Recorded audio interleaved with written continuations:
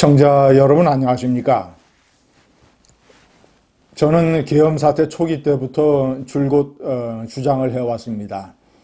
8대 0으로 탄핵이 인용될 것이다. 3월 중에 탄핵 결정이 날 것이다. 5월 달에 조기 대선이 실시될 것이다. 이재명 대표에 대한 법원의 이 최종 판결은 계속 늦춰질 것이다.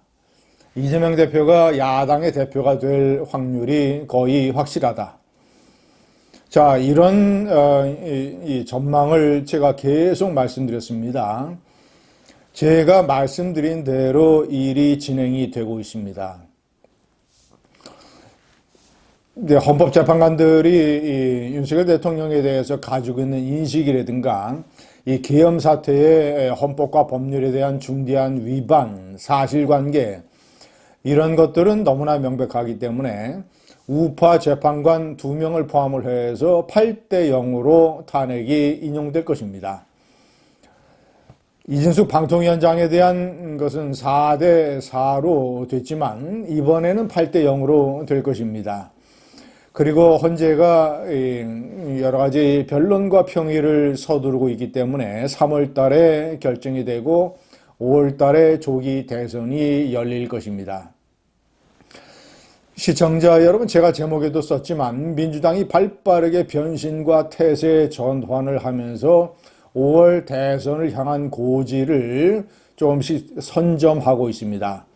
일부 여론조사에서 국민의힘의 지지율이 민주당을 앞서고 그리고 정권 재창출을 원하는 이런 비율과 그리고 정권 교체를 바라는 정권 교체가 많기는 하지만 그 격차가 상당히 줄어들었다는 점, 이런 점들을 생각을 해서 5월 달에 대통령 선거 때 국민의힘이 정권을 지킬 수 있다라는 그런 분석을 하는 사람들도 있습니다.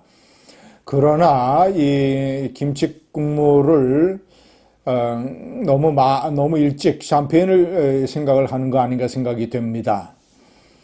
시청자 여러분, 여러 가지로 상황이 안 좋습니다. 이 여론조사는 보수가 적극적으로 답변을 해서 보수가 과표집되는 측면이 분명히 있습니다. 물론 이제 많은 유권자들이 특히 보수층이 윤석열 대통령의 탄핵을 기정사실로 생각을 해서 그들의 관심과 시선을 탄핵 국면보다는 5월 달에 조기 대선으로 가고 윤석열 대통령이 엄청난 잘못을 저질렀고 윤석열 대통령을 이제 잊어버리고 일단은 조기 대선 쪽으로 가야 된다라고 하는, 어쨌거나 정권을 재창출해야 된다라고 하는 그런 식의 시선 이동이 있기 때문에 적극적으로 여론조사에 응답을 하고 그런 것이 반영됐을 가능성이 상당히 높습니다.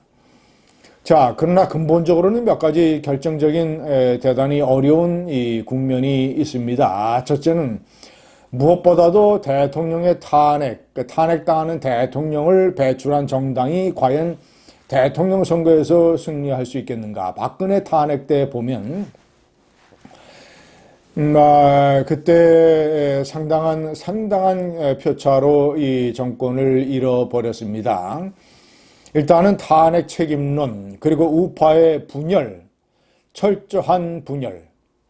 만약에 한동훈 탄핵 찬성을 외쳤던 한동훈 대표가 대통령 후보가 되면 차라리 민주당을 찍겠다라고 하는 완전 극우 이런 세력, 이런 세력의 존재로 인해서 나타나는 보수의 분열, 이런 것들도 굉장히 장애 요소입니다. 세 번째, 국민의힘에 거론되는 후보들이 대단히 경쟁력이 약하다라는 점, 현재 나타나는 여론조사의 지지율로 보자면 한동훈, 오세훈 이런 탄핵 찬성파, 제가 분명히 말씀드리지만 국민의힘은 탄핵 찬성 후보를 내세워야 그런 대로 한번 싸움을 붙어볼 여력이 생깁니다.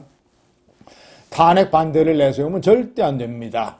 그는 필패입니다. 예를 들어서 홍준표 후보나 이런 사람, 이건 그냥 자폭의 길로 가는 것입니다. 탄핵 이후에 치러진 선거에서 탄핵 반대를 내세우면 국민의 60%, 70%가 탄핵을 찬성을 하는데 탄핵 반대 후보를 내세우면 완전 자폭이자 자멸입니다. 자, 그래서 한동훈이나 이 오세훈 이런 탄핵 찬성파를 내세운다면 붙어볼 수는 있겠습니다만 현재로서는 경쟁력이 이재명 대표에 비해서 상당히 약하다. 네 번째, 민주당의 발빠른 태세 전환. 오늘 이재명 대표가 기자회견에서 이 회복과 성장이라는 새로운 개념을 내세웠는데 이것은 이 민주당이 내세운 것이지만 이런 인정을 해주지 않을 수가 없습니다. 상당히 발빠른 핵심을 찌른 선거 포인트입니다. 회복은 윤석열 대통령이 탄핵 사태, 계엄령 사태 이런 걸로 인해서 망쳐놓은 것을 원상복구하겠다라는 회복이고, 성장은 본인의 기본소득이라든가 기본사회, 부동산, 대학생 이 등록금 이런 기본사회의 5대 공약을 사실상 대부분 철회하는 이 기본 사회 개념이 상당 부분 친사회주의적인 그런 것이다라는 비판을 받으니까 이런 것들을 철회하고 상당히 성장 쪽 이 중도층에게 어필하려고 하는 성장의 개념을 내세우고 AI니 로봇이니 이런 걸로 기자회견을 가득 채웠습니다. 시청자 여러분, 속이 보이는 것이지만 어쨌거나 발이 빠른 것이고 몽골 기병 같은 선거를 앞둔 태세 전환입니다. 어쨌거나 그것의 가치 여부를 따지기 이전에 현실적으로 효용성이 있고 그런 것들이 중도층에게 먹혀 들어갈 가능성이 있습니다. 은행장들을 만나서 서민들을 위한 금리 인하, 이런 것들, 가산금리의 인하 이런 것들이 어쨌거나 선거에서 먹혀 들어가는 것은 부인할 수가 없는 사실입니다. 시청자 여러분, 이재명 대표와 이 민주당의 태세 전환이라든가 정책 변경, 캐치프레이즈 이런 것들을 보면 몽골 기병입니다. 그런데 국힘과 강경 보수들을 보면 완전히 핫바지 보병들입니다. 보병, 그것도 이 갑옷 대신에 핫바지들을 입고 제대로 걷지도 못하는 윤석열 대통령이 내지르는 온갖 거짓말들, 김영현 장관에게 또 넘기고 핵심 사령관들을 전부 거짓말쟁이로 만들어서 지 혼자 살아보겠다고 하는 저 비겁하고 거의 양아치 수준의 보스. 저런 윤석열 대통령을 보호하고 지키겠다고 하는 권영세, 권성동 이런 지도자들 또는 강경 친윤 세력, 이런 어떤 좀비 세력, 윤석열 대통령에게 따라가는 좀비 세력들의 이런 국힘 정당으로는 대통령 선거를 제대로 치를 수가 없습니다.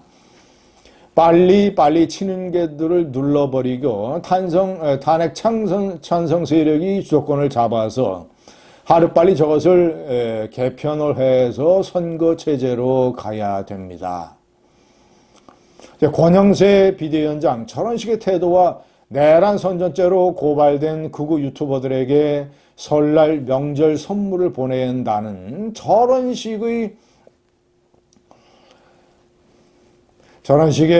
어떤 이 선거 대비한 기초도 안 돼 있는 저런 비대위원장의 인식 가지고는 선거를 치를 수가 없습니다. 시청자 여러분, 국힘이라고 하는 이 핫바지 보병이냐, 민주당 몽골 기병이냐, 이대로 가면 어느 쪽이 승리하겠습니까? 감사합니다.